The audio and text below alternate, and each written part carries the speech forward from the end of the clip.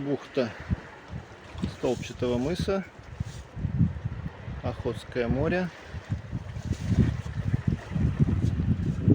скалы, Охотское море, Птичий остров с чайками и бакланами.